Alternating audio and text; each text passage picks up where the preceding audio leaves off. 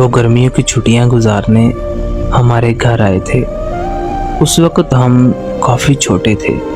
हम सब बच्चे मिलकर खेलते और गर्मियों की छुट्टियां कब ख़त्म हो गई हमें पता ही नहीं चला और वो वापस अपने घर चले गए। उसके बाद वो कभी हमारे घर नहीं आए। काफ़ी साल गुजर जाने के बाद वो अचानक हमारे घर आए। मैं भी बड़ा हो गया था और वो भी। जब मैंने उसको देखा तो मैं देखता ही रह गया। वो बहुत प्यारी थी और बहुत खूबसूरत थी।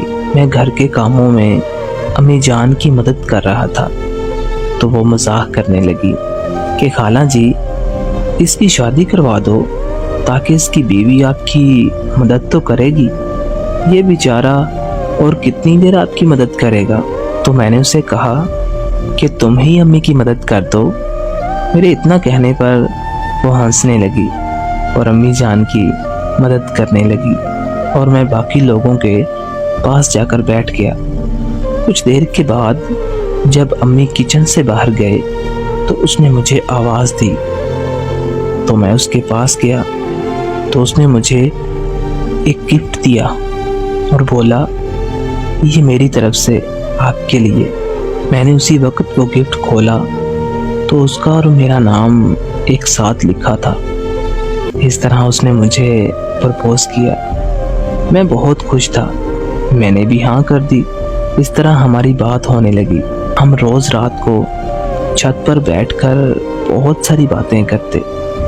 छुट्टियां ख़त्म हो जाने के बाद वो वापस अपने घर चले गए। अब हमारी बात मैसेज पर हुआ करती थी। हम हर रोज़ सुबह 5 बजे बात किया करते थे। उसने स्कूल जाना होता था और मैंने कॉलेज। हम 2 घंटे बात करते थे और फिर वो स्कूल चली जाती और मैं कॉलेज। स्कूल से आते ही वो मुझे बताती कि मैं स्कूल से आ गई हूँ। फिर थोड़ी देर हम बात करते और वो खाना खाती और फिर ट्यूशन के लिए चली जाती और मैं भी खाना खाकर पढ़ने लग जाता। इस तरह हमारी बात काफ़ी देर तक होती रही। फिर एक बार हम दोनों एक फंक्शन पर मिले। उसने मुझे एक डायरी गिफ्ट की जिसमें मैं उसके साथ होने वाली मुलाकात लिखा करता था। हम दोनों एक दूसरे से बहुत प्यार करने लगे थे। लेकिन फिर अचानक उसे पता नहीं क्या हुआ वो मुझसे दूर होने लगी। हर वक्त लड़ाई करती थी। मैं उसको हर वक्त मनाता ही रहता था। उसने मेरी परवाह करना भी छोड़ दिया था। उसने मुझे बहुत रुलाया। सारी रात में उससे बात करने के लिए रोता रहता। जब मैं उसको बताता कि मैं तुम्हें याद करके बहुत रोता हूँ वो मुझे कहती कि तुम्हें किसने बोला कि मुझे याद करके रो। तुम मुझे याद करके ना रोया करो। मैं उसके सामने हाथ जोड़ता उसके पाँव पड़ जाता पर फिर भी वो ना मानती। मैं उसे बहुत प्यार करता था पर शायद उसकी ज़िंदगी में कोई और आ गया था। लेकिन इसके बारे में उसने मुझे कभी नहीं बताया। वो मुझसे जान छुड़वाना चाहती थी पर इस काम के लिए उसने मुझे बहुत तंग किया। मुझे ब्लॉक भी कर दिया। मैं उसे याद करके रोता रहता लेकिन उसे इस बात से कोई फ़र्क ना पड़ता। उसने मुझे कई बार ब्लॉक किया था। पूरे 1 साल तक उसने मेरे साथ ऐसा किया।